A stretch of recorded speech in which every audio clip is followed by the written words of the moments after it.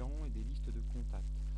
Donc nous avons dans l'espace d'accueil en fait de l'interface ici du tableau de bord, nous avons ici liste de clients et liste de contacts. Alors très simplement, en cliquant sur liste ici des clients, nous avons la possibilité ici donc de créer nos clients au fur et à mesure de notre activité commerciale ou professionnelle. Donc ici nous avons à la fois un petit bouton pour créer un nouveau client, ici éventuellement le modifier si toutefois nous avions fait une erreur de frappe, éventuellement ici même supprimer un client si ce dernier n'est pas affecté à un devis ou une facture ou un avoir. Donc nous avons ici, donc dès lors que nous sommes en mode création de clients, nous avons la possibilité ici de soit d'émettre une facture, de créer une facture, ici de préparer un devis et éventuellement s'il y a lieu de prévoir le règlement d'une facture.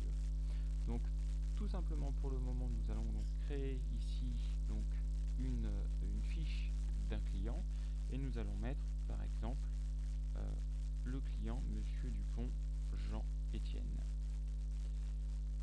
comme ceci avec son adresse 1 rue du Lavoir donc à Paris par exemple comme ceci. Nous allons mettre une ligne fixe et un mobile comme ceci.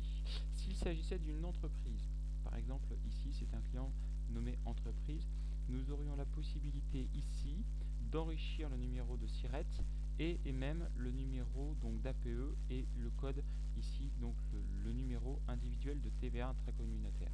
Donc de toute façon cet onglet de fiches client s'adresse aussi bien à des particuliers qu'à des professionnels. Nous pouvons mettre ici par exemple l'adresse email de ce client sans aucune difficulté et éventuellement si c'est une entreprise de mettre ici son site internet.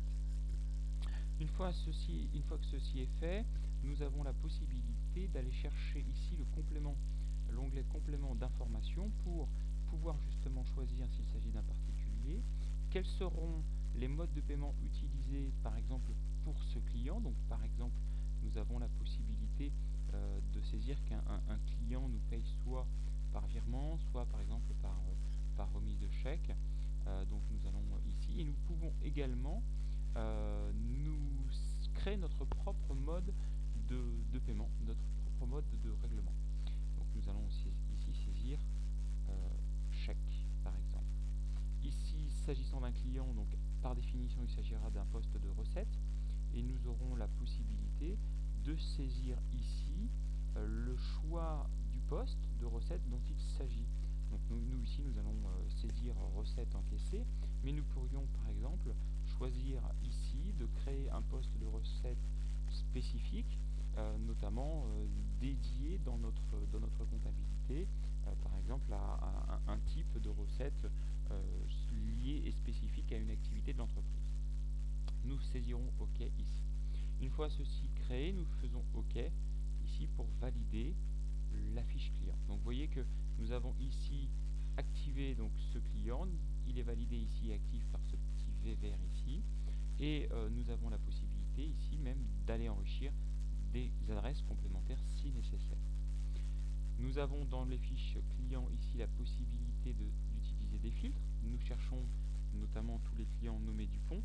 Nous tapons ici Dupont dans l'onglet de recherche et nous pourrons accéder directement à l'ensemble des clients de la liste.